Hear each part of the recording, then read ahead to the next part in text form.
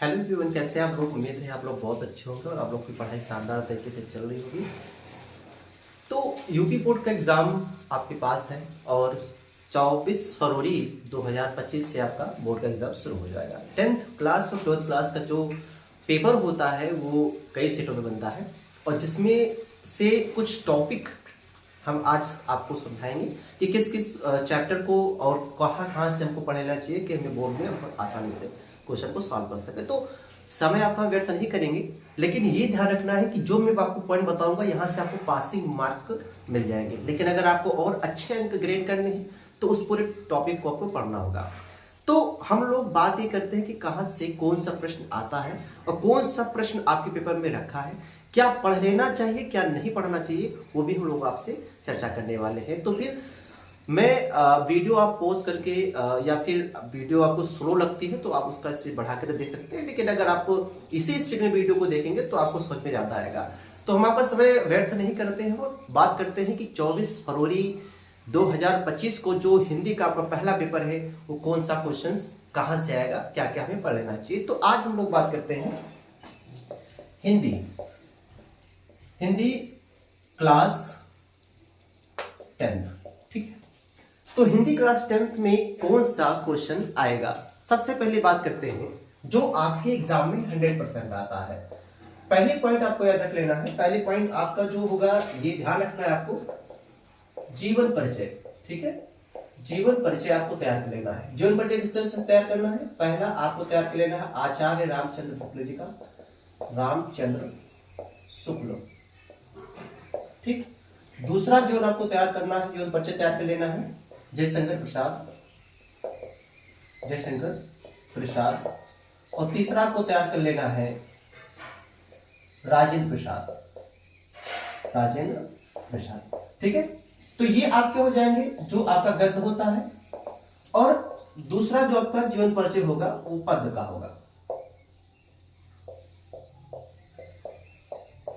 पद्य का, तो पद्य में आपको किसको तैयार करना है, सूरदास और महादेवी वर्मा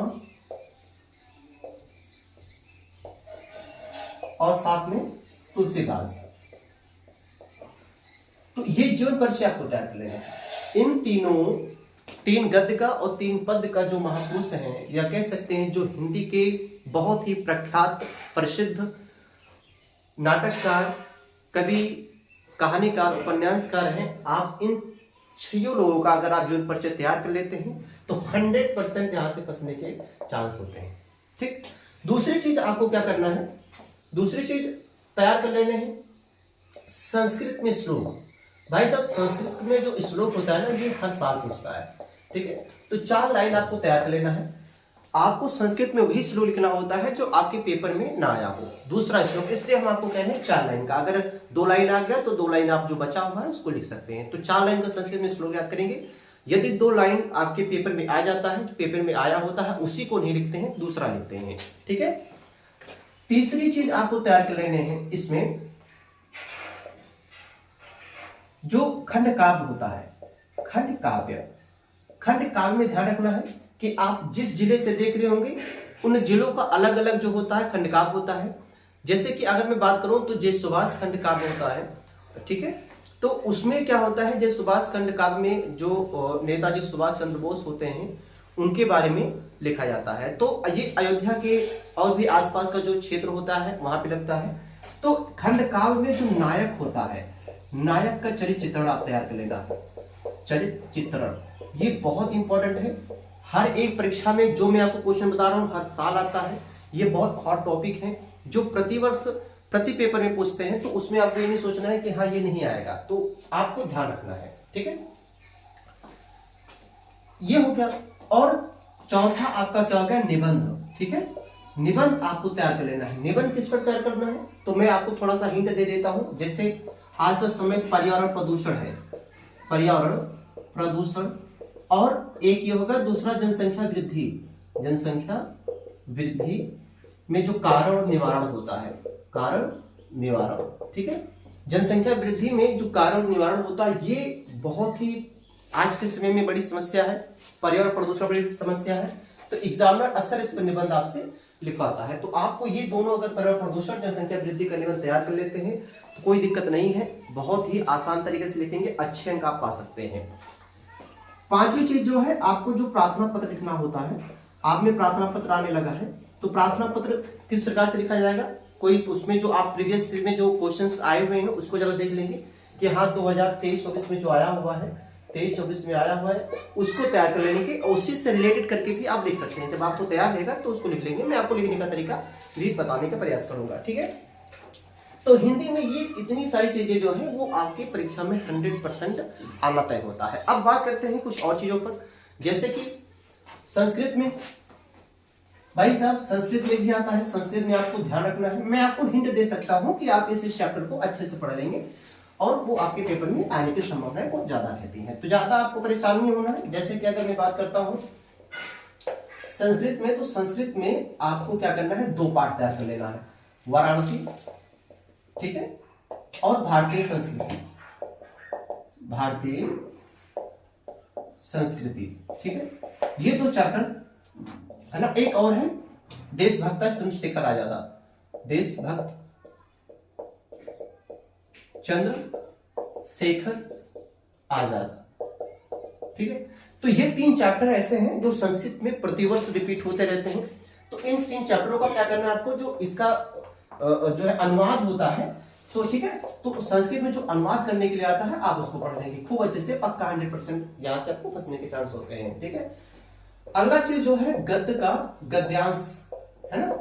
गद्यांश में देखिए, गद्यांश में कोई भी आ सकता है, इसमें कोई कहा नहीं जा सकता है, लेकिन अगर मैं बात करूं जैसे कि मित्रता पाठ है और ईर्ष्या ना गई तो मेरे मत से, है ना। तो जैसे मित्रता पाठ हो गया, मित्रता पाठ में से जो गद्य आते हैं, ठीक है, उसको आप पहचान लीजिए कि मित्रता पाठ का जो एक बार आप पाठ पढ़िए और पाठ पढ़ने के बाद उसमें तो जो कॉमन वर्ड है जिसे आप देखेंगे तो मित्रता आपको सबसे ज्यादा दिखने पड़ता है। मित्रता में, मित्रता पाठ में मित्र मिलता है ना, कुसंग होता है, ठीक है। तो ये सारी चीजें जो है आपको उसके जो है पैसेज के अंदर कॉमन वर्ड मिल जाते हैं। तो उन कॉमन वर्ड्स को क्या करते हैं हम लोग बार बार नोट कर लेते हैं और उसी को देखते रहते हैं, जिससे ये पता चल जाता है कि हाँ किस पाठ से वो आया हुआ है और उस पाठ के लेखक क्या है, उनका नाम क्या है। तो आपको ये जरूरी होता है कि पाठ का नाम और लेखक का नाम याद होना चाहिए, ठीक है। तो ये सारी चीजें हो गई, इसमें आपको याद कर लेना है, ठीक है।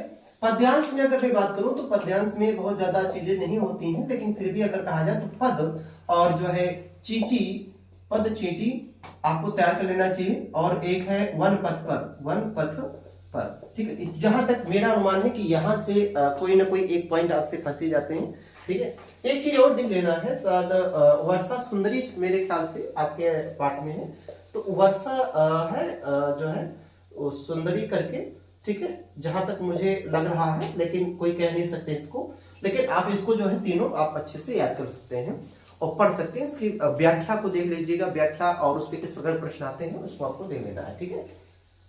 तो यहां से ये सारी चीजें अगर आप तैयार कर लेते हैं तो आपके एग्जाम में आने की संभावना बहुत ज्यादा हो जाती हैं। तो ये चीजें जो है आपकी परीक्षा में 100% आएंगे। 2-3 चीजें और ध्यान रखना है, संस्कृत में जो प्रश्नोत्तर होते हैं, संस्कृत के जो प्रश्नोत्तर होते हैं, इनके प्रश्नोत्तरों को आपको ध्यान दे देना चाहिए, ठीक है। वो भी जो 2023, 22, 23, 24 में, 22, 23, 24 में आया हुआ है, ठीक है। पिछले साल के पेपर में जो पिछले साल का प्रश्न पत्र है, पिछले वर्ष आप सभी लोग को, मुझे पता है कि आप सभी लोग क्वेश्चन बैंक खरीदे होंगे और आप क्वेश्चन बैंक से तैयारी कर रहे होंगे। जो आपके क्लास के टीचर्स थे उन्होंने आपके लिए नोट्स तैयार करवाया होगा। तो अगर उन्होंने आपको तैयार करवाया है, अगर नहीं करवाया है, तो अगर आप क्वेश्चन बैंक लिए हैं तो क्वेश्चन बैंक से जो पिछले वर्ष है ना, उसमें से सन दिया होता है कि सन 2020, 2000, सन 2000 जो है 2019 या फिर 2022, 23, 24 में जो प्रश्न आए हुए हैं उसी को क्या कर लेना है, आपको रिवाइज कर लेना है, उसी को तैयार कर लेना है लिख करके, ठीक है। तो ये सारी चीजें जो है आपके हिंदी ग्रामर में हर साल पूछता है, इसलिए मैं इस बातों को चर्चा कर रहा हूँ। कुछ चीजें और होती हैं जिससे अगर मैं बात करता हूँ हिंदी के जो है ग्रामर्स के पोर्शंस की, तो हिंदी के ग्रामर्स के पोर्शन की हमने आपसे चर्चा किया है, लेकिन दिक्कतें आ जाती हैं। पहले हम लोग हिंदी ग्रामर में क्या करते थे कि रट लेते थे और 2 क्वेश्चंस आ जाते थे, उसमें से अथवा करके हम लोग लिख देते थे, तो जिससे हमें अच्छे अंक मिल जाते हैं। लेकिन अब का समस्या क्या हो गया है कि आपके लिए बहुविकल्पी आते हैं, ठीक है, 20 नंबर के बहुविकल्पी आते हैं। और ये जो 20 नंबर का एमसीक्यू टाइप का आता है, एमसीक्यू टाइप का क्वेश्चन जो होता है, ये हमें क्या करता है, दिक्कत कर देता है। ठीक है, हम पकड़ नहीं पाते हैं कि हाँ वो कौन सा पॉइंट है या किसका उदाहरण है या किसकी डेफिनेशन है, तो ये दिक्कतें करती हैं। जैसे कि आपको मैं बात करूं, इसमें आपके अलंकार आते हैं, रस आते हैं और छंद आते हैं। ठीक है, ये 3 चीजें आपके ग्रामर में आते हैं यहाँ पे। उसके बाद आपका उपसर्ग आता है, ठीक है, उपसर्ग आता है, प्रत्यय आते हैं, समास आते हैं, समास आता है, ठीक है, और वाक्य आते हैं, है ना। तो और संधि भी इसमें आपको मिल जाता है, संधि देखने को मिलता है। तो ये सारी चीजें जो है आपके एग्जाम में देखने को मिलते हैं। तो ये तरीके होते हैं, कुछ ट्रिक्स होती हैं जिससे हमें पहचान मिल जाती है कि हाँ कि इसका ये जो है अलंकार है, ये आपका जो है रस है, ये आपका छंद है, और ये आपका उपसर्ग है, प्रत्यय, ये सारी ट्रिक होती हैं। तो इसकी चर्चा हम लोग ग्रामर के प्रोसेस की जो ट्रिक्स है, उसकी डेफिनेशंस है, उसकी बात करेंगे नेक्स्ट वीडियो में। तो इस वीडियो के लिए ये पर